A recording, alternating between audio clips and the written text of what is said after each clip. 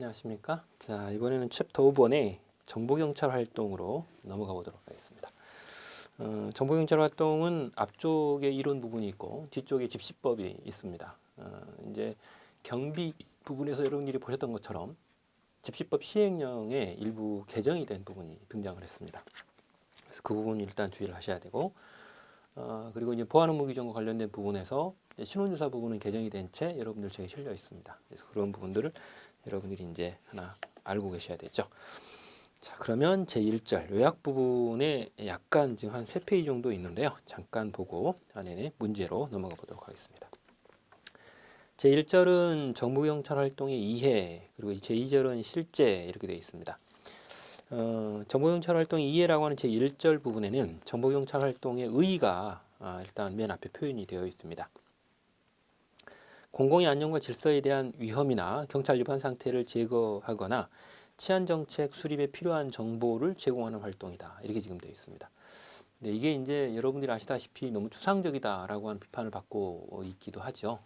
그래서 그 뒤에 보면 이제 경찰 정보란 그런 활동을 통해 수집 분석한 정제된 지식을 경찰 정보 이렇게 지금 표현을 한다라고 했습니다.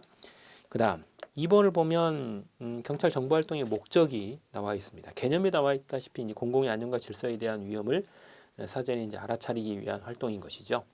그리고 그 이외에도 둘째 줄에 보시면 정책 결정자에게 올바른 치안 정책을 수립할 수 있도록 정보를 지원하는 이런 일들이 들어 있습니다. 그리고 이제 경찰청과 그 소속 기관 직제 제14조의 경찰 정보국의 직무 내용을 구체적으로 규정하고 있는 것처럼 경찰 정보활동 영역은 정치, 경제, 사회, 학원, 종교, 문화 등의 정보활동은 물론 정책 정보활동까지 포함한다라고 해서 굉장히 넓게 이 정보 영역을 지금 설정을 하고 있죠. 그 다음 3번은 이제 법적 근거입니다. 경찰법 3조에도 여러분들 알다시피 치안정보 수집 작성 및 배포, 경직법에도 그런 내용이 있고요. 그리고 쌍가루 3번의 경찰청과 그 소속기관 직제와 관련된 부분에 경찰청 정보국장의 분장 사무 안에도 정책정보 수립, 종합 분석, 작성, 배포 이런 형태로 들어 있습니다. 그래서 이 용어 자체가 치안정보 또는 정책정보 뭐 이런 용어들을 혹은 치안정보, 정책정보 용어를 이렇게 혼합해서 쓰고 있어요. 그래서 이제 거의 비슷하게 볼 수 있는, 특히 이제 경찰 정보에서 정보 분야가 정책 정보까지 포괄하는 아주 광의의 이런 형태의 범위로 설정되어 있기 때문에 더더군다나 그런 것이죠. 제2절입니다. 경찰 정보 활동의 실제인데요. 1번을 보면 첩보 수집 및 정보 보고서의 작성 부분입니다. 견문 보고 수집인데 견문이라고 하는 것 자체가 보고 들은 것을 나타내는 말이죠. 그래서 국내외의 정치, 경제, 사회, 문화의 모든 분야에 신뢰할 수 있는 첩보의 원천으로부터 보고 들은 것을 일단 견문 보고, 그걸 보고하는 거죠. 견문 보고. 그리고 그때 쓰는 보고서를 견문 보고서 이렇게 우리가 말합니다. 그 다음 정보 보고서의 작성과 관련된 부분에 있어서는 이제 수집된 정보를 이제 보고서 형태로 대부분 작성해서 보고를 합니다. 이때 사안의 요점을 정확하게 핵심을 중심으로 소수를 하도록 되어 있는 것이고, 이때는 이제 용어 자체가 중요한 판단이나 혹은 경찰의 조치를 나타내는 특수한 용어를 사용하게 되어 있습니다. 그래서 그 안에 이제 용어 선택 부분이 바로 그렇게 일단 되어 있죠. 그리고 이제 정보 분석 보고인데요.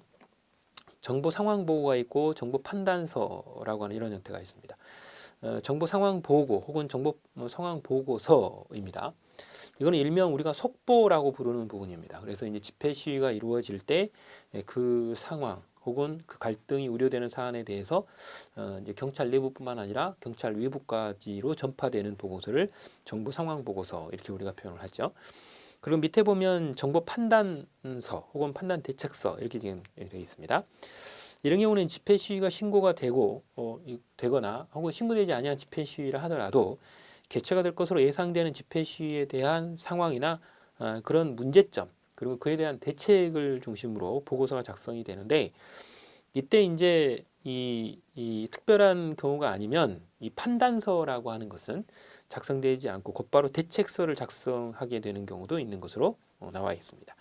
그리고 대책서 작성 전에 반드시 법률적인 어떤 판단 혹은 경찰의 개입 여부 이런 부분에 대한 면밀한 사전 검토가 이루어져야 될 필요가 있고 이 판단서를 미리 작성한 후에 대책서를 작성하기도 하는 이런 형태입니다. 그래서 대책서가 바로 나오는 경우도 있고 그렇지 않은 경우도 있다라는 거죠.